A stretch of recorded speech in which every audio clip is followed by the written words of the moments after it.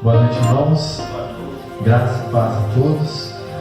É motivo de alegria, mais uma vez estarmos aqui, pela misericórdia do Senhor, reunidos em torno da palavra dele, para que nós possamos meditar um pouco mais aqui e crescermos no Evangelho.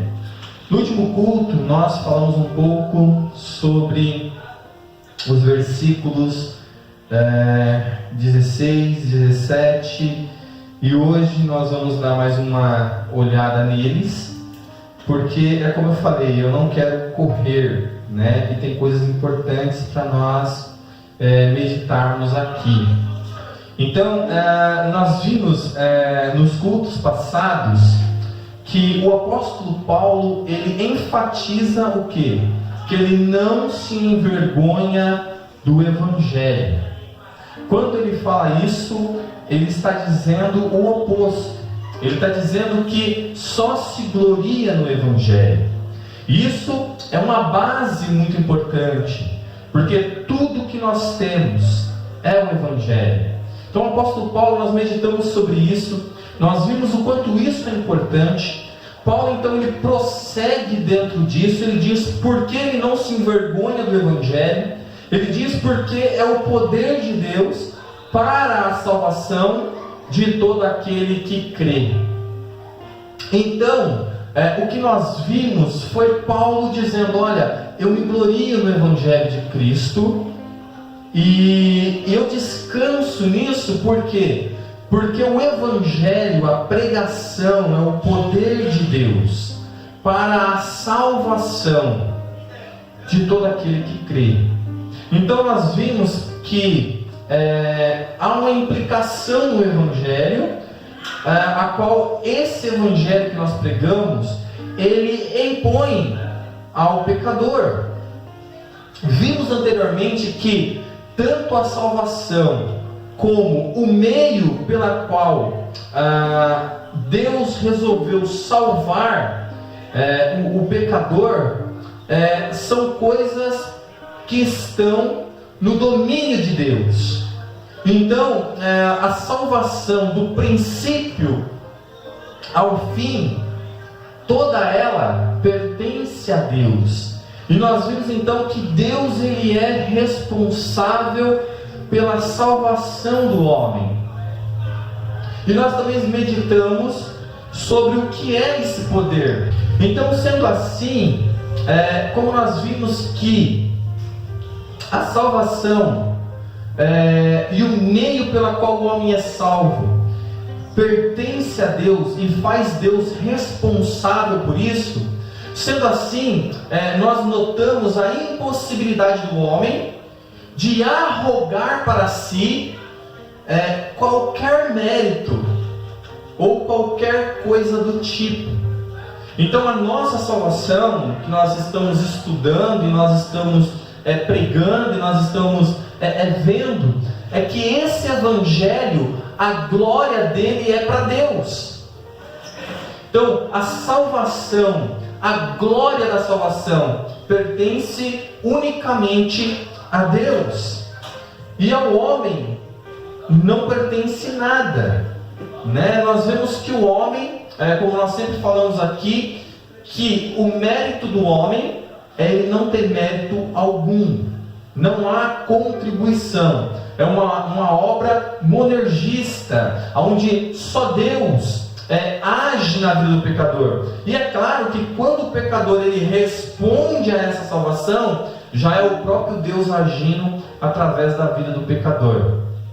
E nós vimos que para a salvação do pecador, ele precisa exercer fé. E aqui está um grande problema, pois o Evangelho ele impõe isso ao pecador. Agora vemos que a salvação é para todo aquele que crê. Isso é, aquele que tem fé, não fé de qualquer tipo, mas a fé bíblica, a fé salvífica, a fé que vem do próprio Deus. Então veja, muitas pessoas acreditam em muitas coisas, porém, eles não acreditam na obra do Filho de Deus. Tem pessoas que acreditam em santos, tem pessoas que acreditam nas suas próprias obras, tem pessoas que acreditam em um sistema de salvação, tem pessoas que acreditam em si. Então veja, essas pessoas têm fé, porém essas fé não são fé salvífica, não é uma fé vinda do próprio Deus, porque aqui está a grande implicação para o pecador. O pecador precisa e necessita ter a fé que vem do próprio Deus. É Ele que concede essa fé para que o homem possa crer na obra do Filho de Deus. E aqui nós vemos que a Bíblia diz que o homem por si só, ele não consegue. Por quê? Porque as coisas de Deus é loucura para os homens. Porque aprove a Deus salvar o homem pela pregação da loucura da cruz. Então veja aqui, então os elementos da salvação, tanto a fé quanto o meio, tudo está fora do alcance do homem, não está dentro do homem. Tudo que o homem precisa está fora dele. Então o Evangelho não é para todos, mas somente para aqueles que creem.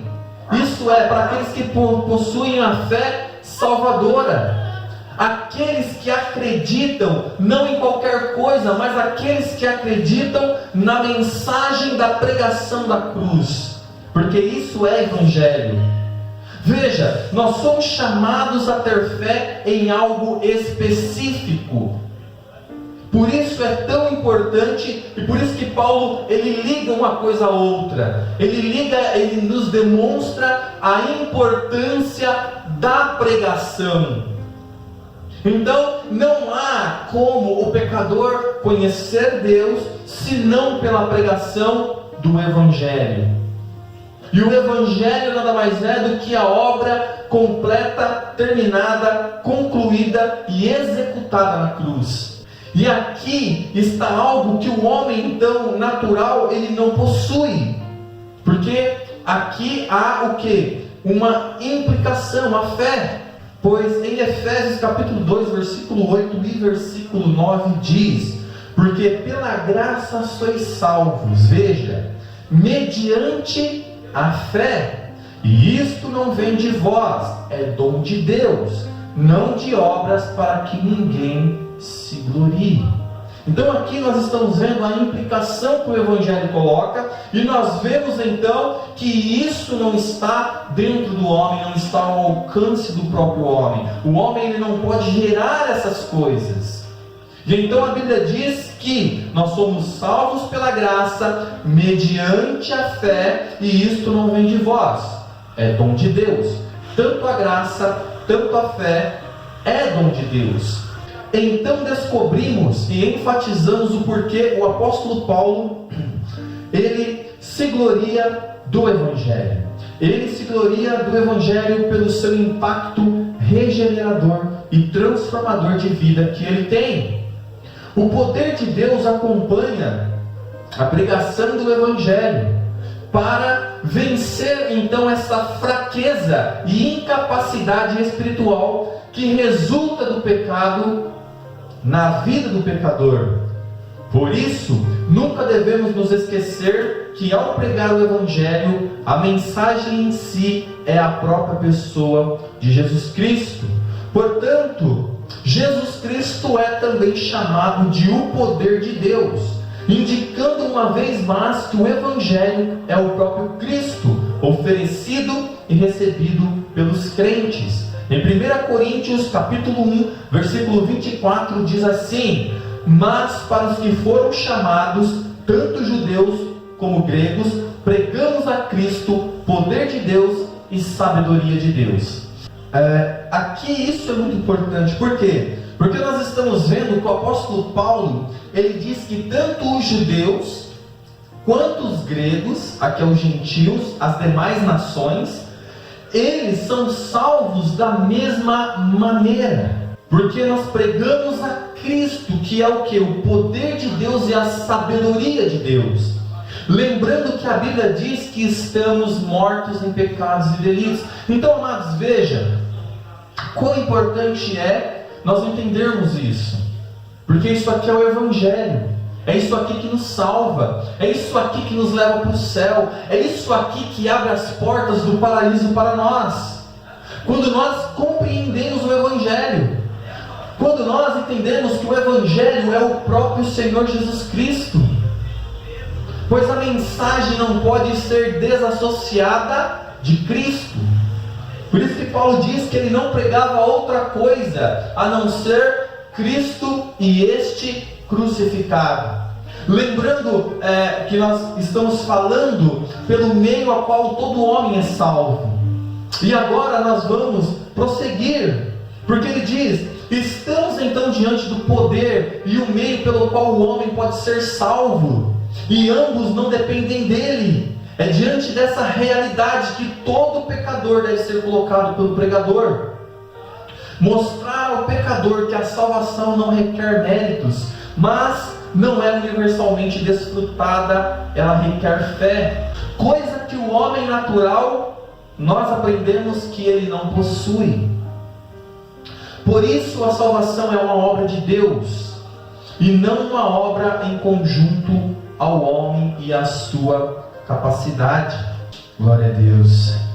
O Evangelho é de veras oferecido a todos para a salvação, mas seu poder não se manifesta universalmente a todos. É mais ou menos assim: o Evangelho, ele é pregado a toda criatura. Nós temos isso. Mas o porquê que algumas pessoas, ao ouvirem o que eu estou falando aqui para vocês nessa noite, caem em lágrimas?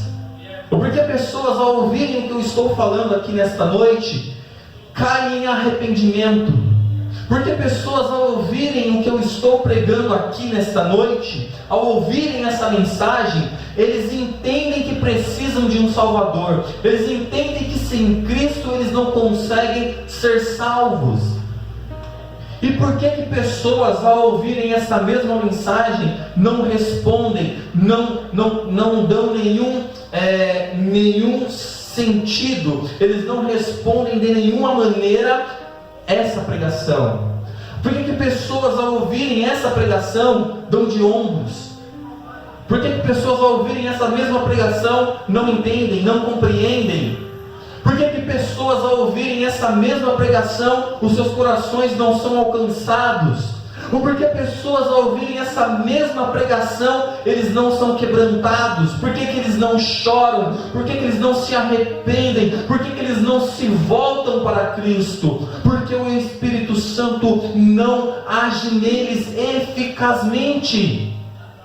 Mas em todos quanto o Espírito Santo regenera, ao ouvirem essas verdades, ao ouvirem as mensagens que são eternas, eles se quebrantam, se regozijam, eles se voltam para Cristo. O problema não está na mensagem, mas o problema está em quem está ouvindo. É a mesma mensagem. Nós não mudamos, nós não adulteramos, nós não mexemos na mensagem, nós somos fiéis à mensagem, só isso. O fato de que o Evangelho é o que? O aroma de morte para os ímpios, não vem tanto da sua própria natureza, mas da própria perversidade humana. Em 2 Coríntios capítulo 2, versículo 15 e 16 vai dizer o que? Porque nós somos para com Deus o bom perfume de Cristo, tanto nos que são salvos como nos que se perdem. Para com estes cheiro de morte para a morte, para com aqueles aroma de vida para a vida. Quem porém é suficiente para estas coisas? Então veja, nós somos o doce perfume de Cristo, tanto naqueles que se perdem, quanto naqueles que se salvam. Ao determinar o caminho da salvação, ele elimina a confiança em quaisquer outros caminhos que o homem possa tentar encontrar. Quando os homens se retraem dessa salvação singular e única, sem qualquer distinção, ele é corretamente designado a doutrina da salvação, pois Cristo é nele oferecido, cujo ofício particular é salvar aquele que se acha perdido, e aqueles que recusam ser salvos por Cristo encontrarão nele seu próprio juiz. Na Escritura, a palavra salvação é estabelecida em oposição à palavra morte. E quando ela ocorre, devemos considerar qual é o tema em discussão. Portanto, visto que o Evangelho livra da ruína e da maldição da morte eterna, a salvação que ela assegura não é outra coisa senão a vida eterna. Então, quando nós estamos falando de vida eterna, morte eterna, estamos falando do Evangelho. É a grande promessa do Evangelho, é nos dar vida eterna. Isso é maravilhoso para nós, amados, podermos descansar nessas coisas, pois em certo lugar vai dizer assim: quem crê no Filho tem a vida eterna, aquele que não crê no Filho não verá a vida, pois a ira de Deus permanece sobre ele. João 3,36. E ele prossegue dizendo: pois não me envergonho do Evangelho, porque é o poder de Deus para a salvação de todo aquele que crê. Então nós vimos essa primeira expressão. Agora nós precisamos nos atentar a uma outra coisa, e isso é muito importante, antes de nós prosseguirmos adiante, pois a partir do versículo 18 em diante, Paulo vai dedicar 3 capítulos quase para falar e pintar o quadro da raça humana caída, distante de Deus, vivendo segundo seus desejos, vivendo segundo seus pecados. Mas antes é necessário entender isso aqui, que ele vai falar agora, porque ele diz: pois não me envergonho do Evangelho, porque é o poder de Deus para a salvação de todo aquele que crê, primeiro do judeu e também do grego. E isso é muito importante, porque Paulo agora acrescenta aqui que deve reter a nossa atenção. Ele diz: primeiro do judeu e também do grego. Aqui Paulo revelou uma das suas preocupações nessa epístola, o seu ponto de vista cristão sobre judeus e gregos ou gentios, em termos da história da redenção. O Evangelho veio primeiro para quem? Para os judeus, como nós já falamos. Mas é importante nós ressaltarmos isso aqui. Disse-lhe Jesus a uma mulher: podes crer-me que a hora vem, quando nem neste monte, nem em Jerusalém adorareis ao Pai. Vós adorais o que não conheceis, nós adoramos o que conhecemos, porque a salvação vem dos judeus. Em João 4, 21 e 22. Em outro lugar também diz para uma outra mulher gentílica: levantando-se partiu dali para as terras de Tiro e Sidom. Tendo entrado numa casa, queria que ninguém o soubesse. No entanto, não pôde ocultar-se, porque uma mulher cuja filhinha estava possessa de espírito imundo, tendo ouvido a respeito dele, veio, prostou-lhes aos seus pés. Esta mulher era grega, isto é, uma mulher gentílica, de origem de Ciro Fenícia, e rogava-lhe que expelisse de sua filha o demônio. Mas Jesus lhe disse: deixa primeiro que se fartem os filhos, porque não é bom tomar o pão dos filhos e lançá-los aos cachorrinhos. Ela, porém, lhe respondeu: sim, Senhor, mas os cachorrinhos debaixo da mesa comem as migalhas das crianças. Então lhe disse: por causa dessa palavra pode ir, o demônio já saiu da tua filha. Voltando ela para casa, achou a menina sobre a cama, pois o demônio a deixara. Mateus 7, 24 ao 30. Então veja que o próprio Jesus está dizendo: olha, primeiramente eu vim para os meus, primeiramente eu vim para os judeus. Lá na cruz essa história vai mudar, mas antes da cruz, tudo que ele fazia era para os judeus. Então, essa história que nós vimos aqui da mulher, da menina, é Marcos 7, 24, 30. E vai prosseguir dizendo: tribulação e angústia virão sobre a alma de qualquer homem que faça o mal, ao judeu primeiro e também ao grego. Glória, porém, e honra e paz a todo aquele que pratica o bem, ao judeu primeiro e também ao grego. Romanos 2, 9 e 10. Como é bom nós entendermos essas coisas. E esse foi também o modelo seguido pelo alcance do trabalho missionário de Paulo. Não só de Paulo, mas dos 12. Veja que Pedro, João, Tiago, os 12, eles levaram o Evangelho primeiramente para quem? Para os judeus.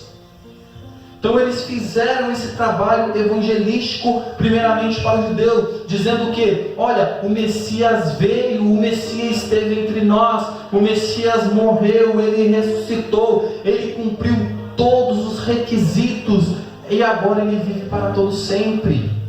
E Paulo, o trabalho missionário de Paulo também foi assim: primeiro do judeu, depois do grego. Portanto, ao visitar as cidades do mundo romano, ele começava pela exposição das escrituras nas sinagogas, nelas que lhe fossem possíveis, naquelas que lhe fossem possível, pregando Cristo como cumprimento das promessas do Antigo Testamento. Então veja, assim como Deus, desde lá do Antigo Testamento, ele veio cuidando de Israel e deixando as demais nações viverem segundo os seus caminhos, longe de Deus, desgarrados de Deus. Deus tinha um compromisso com Israel. As promessas, os cultos, os sacrifícios, os pactos, tudo foi feito com os judeus. As alianças, tudo foi feito com os judeus. E agora não é diferente. Paulo então ele prega o cumprimento dessas palavras. Ele vai dizer: e logo pregava nas sinagogas a Jesus, afirmando que este é o Filho de Deus. Atos 9, 20. Aos que falam que Jesus não é Filho de Deus, tem que conversar com Paulo. Porque lembra que nós falamos no início dessa carta quem era Paulo? O quão instruído Paulo era? O quão preparado e capacitado quanto Paulo era? Mas tem pessoas que se julgam melhor do que Paulo. Chegando em Salamina, anunciava a palavra de Deus nas sinagogas judaicas. Tinha também João como auxiliar. Atos 13, 5. Em Icônio, Paulo e Barnabé entraram juntos na sinagoga judaica e falaram de tal modo que veio a crer grande multidão, tanto de judeus como de gregos. Olha que maravilha, é importante isso para nós. Atos 14, 1. E todos os sábados decorria na sinagoga, persuadindo tanto judeus como gregos. Chegando a Éfeso, deixou-os ali, ele, porém, entrando na sinagoga, pregava aos judeus. Ele, pois, começou a falar ousadamente na sinagoga. Ouvindo-o, porém, Priscila e Áquila tomaram-na consigo e com mais exatidão lhe expunham o caminho de Deus. Atos 18, 4, 19 e 26.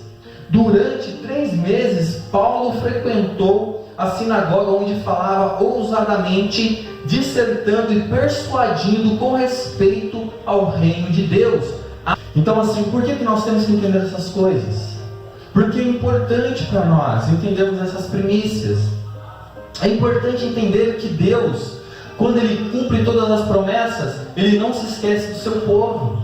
Porém, como nós estamos dizendo, lá na cruz isso vai mudar. Lá na cruz agora a inimizade desses dois povos serão destruída, e desses dois povos se fará um outro povo, a igreja.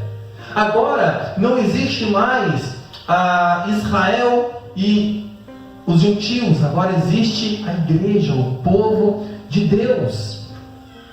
Ao longo dessa carta, o apóstolo Paulo foi cuidadoso ao apresentar os privilégios dados por Deus aos judeus. e sobre o relacionamento deles com os gentios. E foi assim que Deus quis que ocorresse. E Paulo iria tratar isso e vai tratar isso com mais profundidade mais à frente, nos próximos capítulos e versículos. Mas devemos ter isso em mente, que primeiro do judeu e também do grego. Ao termo grego, aqui Paulo inclui todos os gentios, ou seja, todas as nações, como prova a comparação, pois sua intenção era incluir nas duas classes toda a raça humana. É provável que a sua escolha desta nação, em particular, foi com o intuito de designar outras nações. Primeiramente, os gregos foram, depois dos judeus, os primeiros a serem admitidos na participação do Evangelho, sem privar os judeus de sua eminência e posição, visto que desfrutavam a primazia nas promessas e vocação. Isso até a cruz de Cristo, como nós temos falado, onde o próprio Jesus destrói a barreira que existia entre os povos, fazendo dos dois um só povo. Isso é maravilhoso, porque é aqui que nós entramos na história. Naquele tempo, estavam sem Cristo, separado da comunidade de Israel e estranhas alianças da promessa, não tendo esperança e sem Deus no mundo. Mas agora, em Cristo Jesus, vós que antes estavam longe, fostes aproximados pelo sangue de Cristo. Então, amados, como é importante isso para nós. Como é importante entendermos e olharmos para a cruz. Como é importante entendermos que lá na cruz, quando Cristo ele consuma a sua obra, isso é desfeito. Essa inimizade não existe mais. Cristo aniquilou isso. Cristo agora faz dos dois povos um povo só. Ele derruba a barreira entre os homens. Agora, toda a vantagem que os judeus tinham por serem primeiros chamados, por terem primeiros as alianças, por terem primeiro a palavra de Deus, por tudo que eles tiveram primeiro, agora isso não faz diferença, porque na cruz de Cristo ninguém mais é salvo pela sua nacionalidade, porque agora nós somos salvos por Cristo, por crer nele. Isso é maravilhoso. E quão importante nós entendermos essa expressão, primeiro do judeu, depois do grego, porque ele é a nossa paz, o qual de ambos fez um, e tendo derribado a parede da separação que estava no meio, a inimizade, aboliu na sua carne a lei dos mandamentos, na forma de ordenanças, para que dos dois criasse em si mesmo um novo homem, fazendo a paz, e reconciliasse ambos em um só corpo com Deus, por intermédio da cruz, destruindo por ele a inimizade, e vindo, evangelizou a paz, e vós outros que estavam longe, a paz também aos que estavam perto, porque por ele ambos temos acesso ao Pai em um Espírito. Efésios capítulo 2, do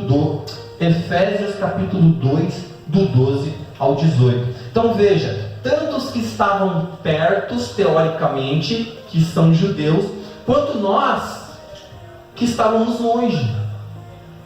Havia uma proximidade maior do povo judeu? Existia. Tanto eles que estavam perto, quanto nós que estávamos longe, agora temos um acesso através de quem? De Cristo. Então eles estavam perto, agora através de Cristo. Nós que estávamos longe, também agora temos acesso através de Cristo. Então, tanto os que estavam longe quanto os que estavam perto, agora o acesso a Deus é do mesmo jeito, é através de Cristo. Pois não me envergonho do Evangelho, voltando para o texto ao qual nós estamos pregando, porque é o poder de Deus para a salvação de todo que crê, primeiro do judeu e também do grego, visto que a justiça de Deus se revela no Evangelho. Então, amados, de fé em fé, como está escrito, o justo viverá por fé. Romanos, nós estamos no finalzinho, 16 e 17. Então, olha que maravilha que nós vamos terminar.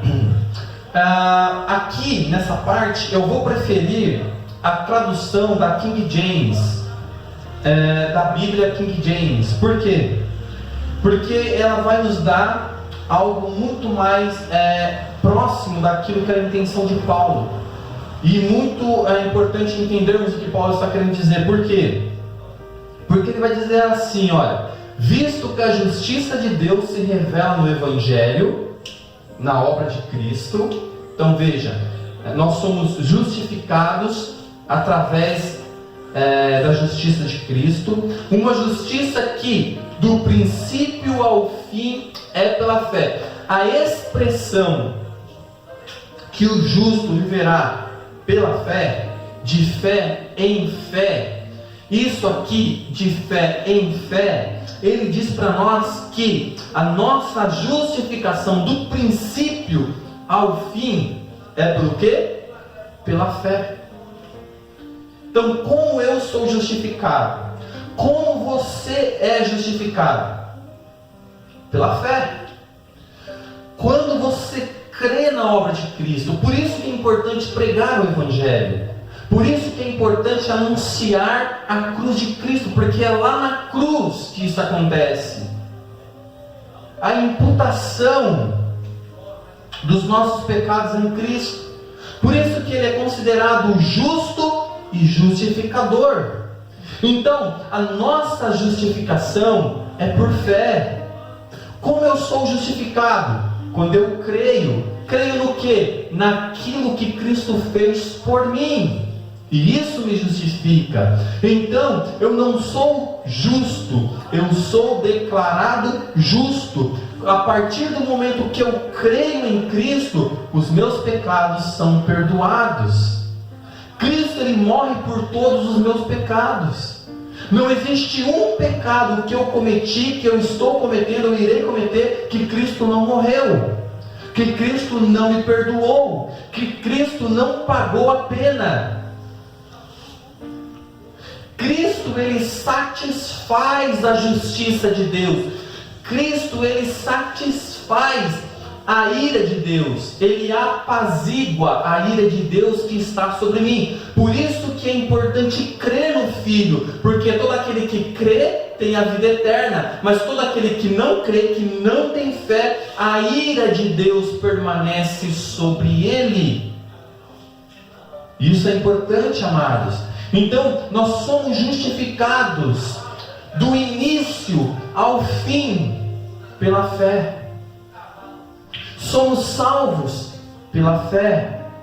E agora nós temos que lembrar que essa fé não pertence a nós, mas foi nos dada por Deus. Então veja, a obra de salvação do homem é uma obra de Deus, do princípio ao fim. Por isso que quando nós falamos que uma vez salvo, salvo para sempre, porque nós descansamos na palavra de Deus que diz: aquele que começou a boa obra é fiel para concluí-la até o dia da vinda do Filho de Deus. Então aquele que começou a obra de justificação em mim, então aquele que começou a boa obra em mim, ele é fiel para concluir. A obra de justificação é única. Aquele a quem ele justificou está justificado. É diferente da obra da santificação. A santificação, como nós bem sabemos, é um processo. Eu venho para Cristo, ouço o Evangelho, creio que Ele morreu por mim, então eu sou justificado, sou aceito por Deus. Deus me aceita, Ele me justifica, eu sou declarado justo. Mas aí então, agora Ele me santifica. A santidade de Cristo é imputada em mim também.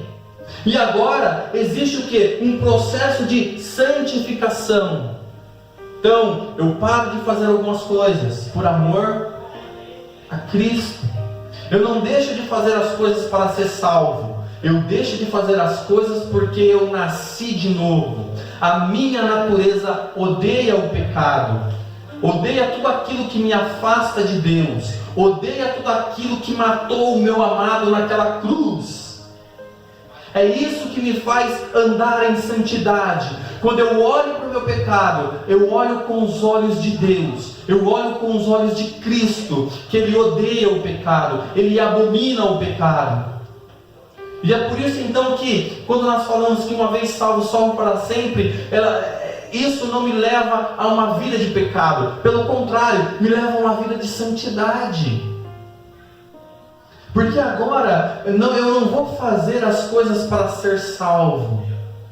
Eu vou andar de um jeito, eu vou viver de uma forma, porque eu já sou salvo. Eu não me tornarei santo ao entrar no céu. Eu já sou um cidadão do céu vivendo aqui na terra. Nascido de novo, nascido de Deus, tendo a mesma mente de Cristo, transformando e não se conformando com a mente do mundo. Então assim, o justo, ele vai viver pela fé. É por isso que o apóstolo Paulo vai dizer assim: agora não vivo mais eu, mas Cristo vive em mim. E a vida que eu vivo agora aqui, vivo-a na fé no Filho de Deus. Porque o morrer para mim é lucro, e o viver para mim é Cristo. Amados, é assim que nós temos que viver. Nós viveremos agora por fé, porque nós entendemos que de fé em fé significa o quê? Do princípio ao fim, eu sou salvo por fé. Então nós entendemos isso, que do princípio ao fim, tudo é pela fé. E inclusive essa fé que nós exercemos também não é nossa, mas veio de quem? De Deus, que nos regenerou e nos deu vida. Glória a Deus. Vamos prosseguir mais um pouquinho. Diz assim: justiça de Deus. Essa é uma expressão chave nessa epístola. Em Romanos 3, 21, 22, 10, versículo 3, a justiça de Jesus Romanos 5,19, e é normalmente explicada como a justiça mediante a fé. Romanos 3, 22, 9, 30, 10, versículo 6. Essa é a justiça de Cristo que é imputada, considerada por Deus como pertencente àquele que crê. Essa imputação para a justiça aos pecadores que creem é totalmente coerente com a justiça pessoal de Deus. Como juiz imparcial e justo, Deus justifica, Ele declara justo por meio da morte do seu Filho os pecadores que têm uma fé genuína em Cristo. A leitura desses versículos por Lutero exerceu um impacto decisivo na sua compreensão de justificação. Influenciado por Agostinho, Lutero entendeu que ela significava não aquela justiça pela qual o próprio Deus é justo. Comentário sobre Romanos, capítulo 1, versículo 17. Mas sim aquela que Deus concede a nós pela fé. Nesse contexto, justificação quer dizer santificação do critério da justiça de Deus, de fé em fé, ou uma justiça que do princípio ao fim é pela fé. Então assim, o apóstolo Paulo, ele está nos dando uma base muito importante. O apóstolo Paulo, ele está nos dando uma base do Evangelho. O apóstolo Paulo está dizendo que não existe outro meio do homem ser justificado, senão por fé. E então ele entende, ele mostra para nós que isso é fundamental para nós, cristãos.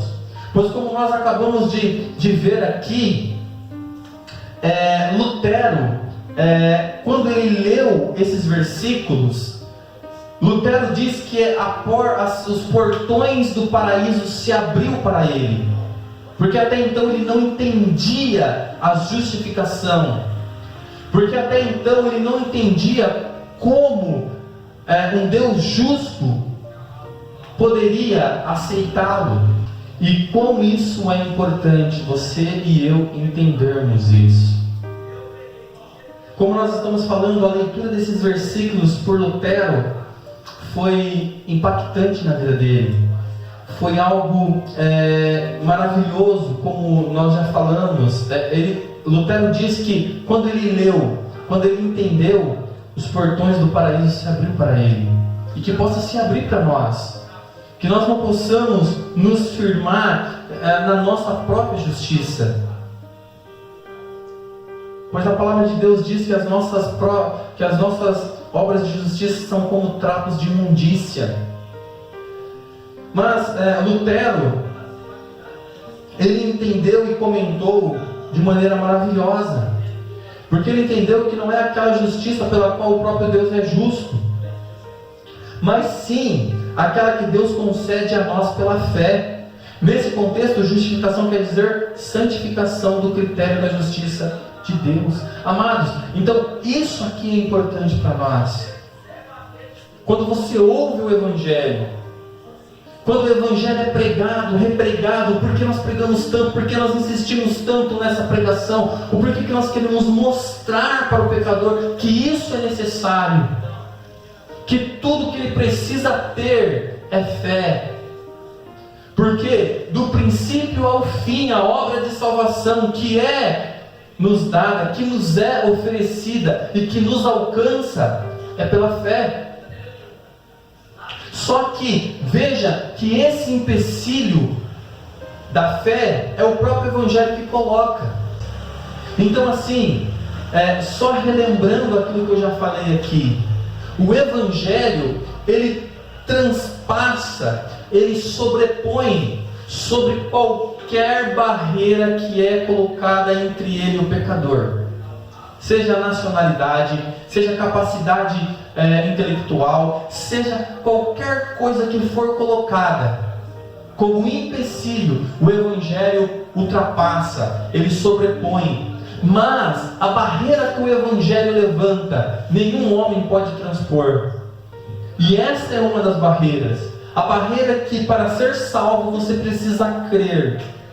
Que para ir para o céu você precisa crer em Cristo Jesus. E muitas pessoas não compreendem essa mensagem.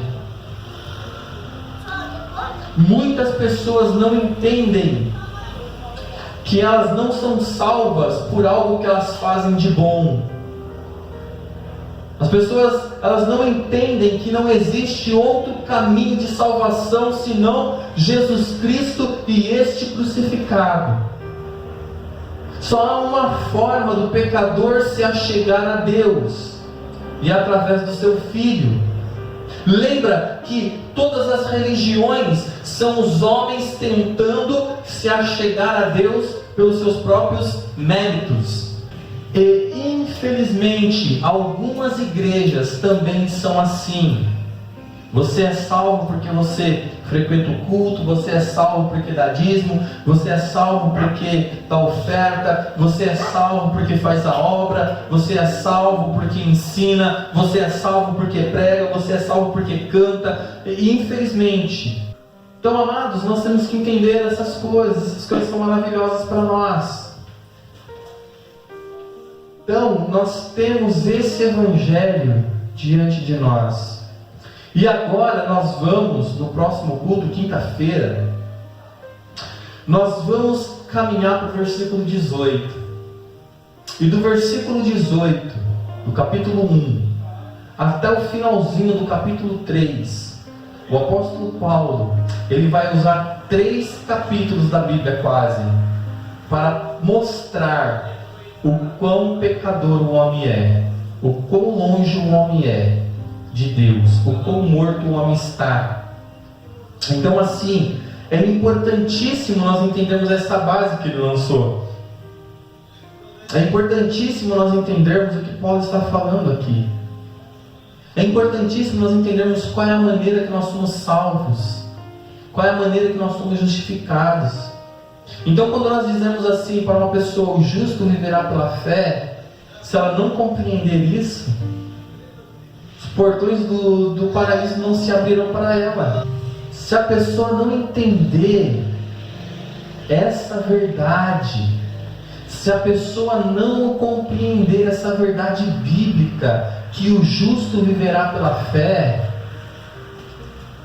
e aqui não tem idade, irmão, pode ser uma criança, pode ser um jovem, um adolescente, um homem, uma mulher, uma senhora e um senhor, se ele não entender isso, o que é viver pela fé, o que é ter fé em Cristo e na obra dele, o que ele fez por nós na cruz, não haverá salvação, não importa o que você faça. Então hoje, nessa noite, nós encerramos aqui o versículo 17. O quão importante é o Paulo dizer: olha, eu não me envergonho do Evangelho, porque é o poder de Deus para a salvação de todo aquele que crê, primeiro do judeu e depois do grego. Porque é no Evangelho que se manifesta a justiça de Deus, de fé em fé, ou do início ao fim por fé, porque o justo viverá por fé. Então, o que é ter fé? Ter fé é acreditar, é crer que Cristo Jesus é suficiente para nos salvar, que Cristo é suficiente para nós pecadores adentrarmos aos céus, que eu e você só dependemos disso, que eu e você temos que olhar para a cruz de Cristo e entender que ali está o nosso Salvador, que eu e você somos pecadores, dignos do inferno, mas que através da cruz, através do sacrifício de Cristo, isso tudo nos é dado: a fé, a justificação, a santificação, e que o próprio Deus nos regenera, que o próprio Deus nos chama, que o próprio Deus nos faz filhos e filhas dele.